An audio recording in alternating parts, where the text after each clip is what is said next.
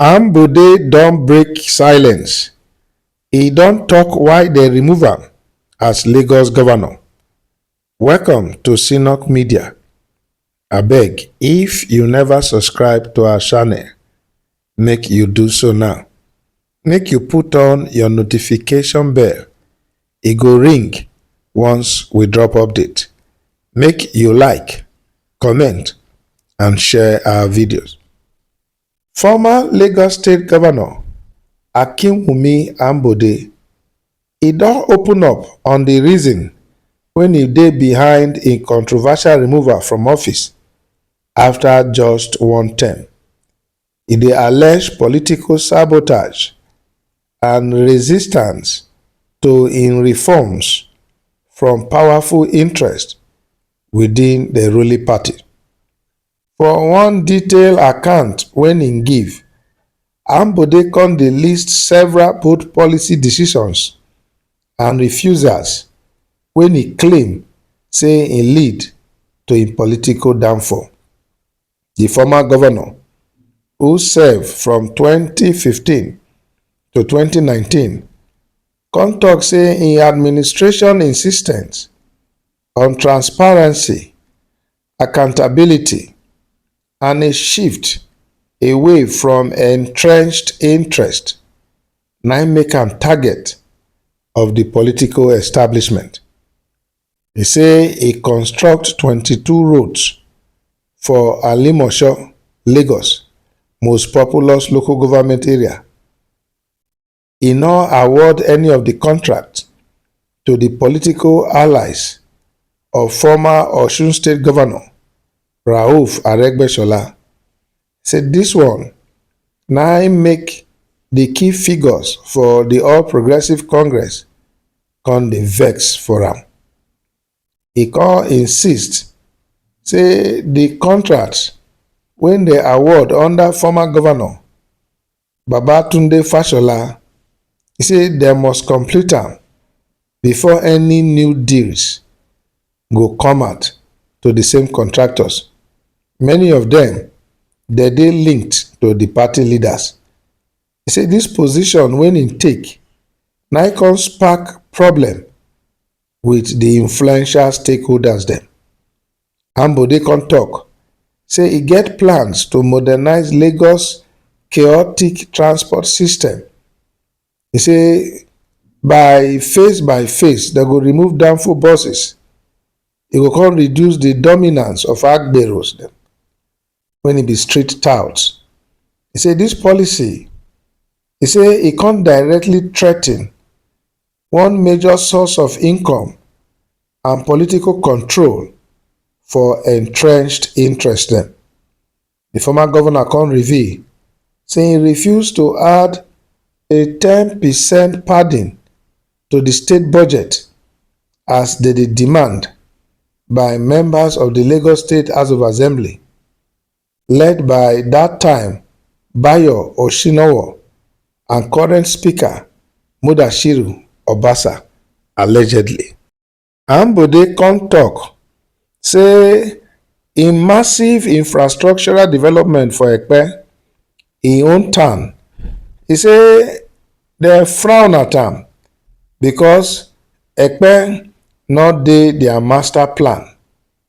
E come suggest say this one come further separate am from the power brokers. E come tok say e refuse to support the senatorial ambitions of Rauf Aregbesola and Bayo Oshinowo. E come argue say dem no be Lagos indigenes and dem no suppose to represent the state for the national level. Finally, Ambode come allege say dem come pressure am make e use Lagos state funds to finance electoral campaigns for Osun State. E say that move e refuse. E say that one come strain relationships with political heavyweights within the APC. Although Ambode no provide official documents to support im claims, but in revelations e don bring up again public discourse on the inner workings of Lagos politics and the role of godfatherism for the state governance. Ambode, since he comot for office for 2019, he don dey quiet, and now e no dey indicate whether e get plans for a political comeback. But in latest revelations dem so, e go mark a turning point for Lagos political narrative. Country people, from Ambode side of the story, e go appear say e bin wan deal with the issue of godfatherism, but godfatherism e come appear say e come fight am, and e come make sure say dem defeat am. Dat na why dem no return am for a second term, although im call names for im allegations dem. Now the people when he call their names, they get the right of reply. And like some persons go opine, they say before in dey call names so, now the things when e happen.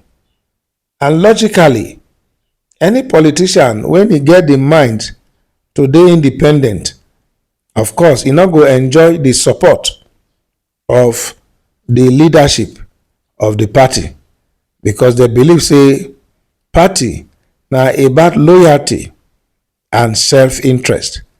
So since Ambode, when he be like a refined man, a technocrat, he wan turn Lagos into a refined place. The powers that be, the people when he believe say na dem dey control the fortunes of Lagos, even when they not come from Lagos, they ensure say na stillbirth in vision e die when they never born am. This talk when e don talk so, of course e don dey ignite reactions. Like somebody dey talk, e say Ambode e handle im case with maturity when e dey uncommon with most Nigerian politicians.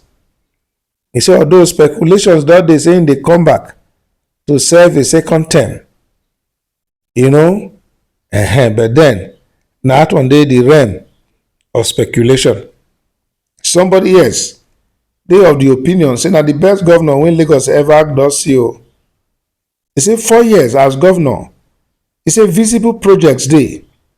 E say Lagos dey become commercial city. E say street lights and good roads and flyover bridges, e say e dey everywhere.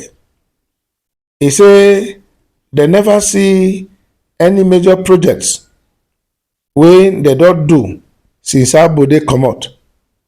E say na so parties na dem dey see their governors for.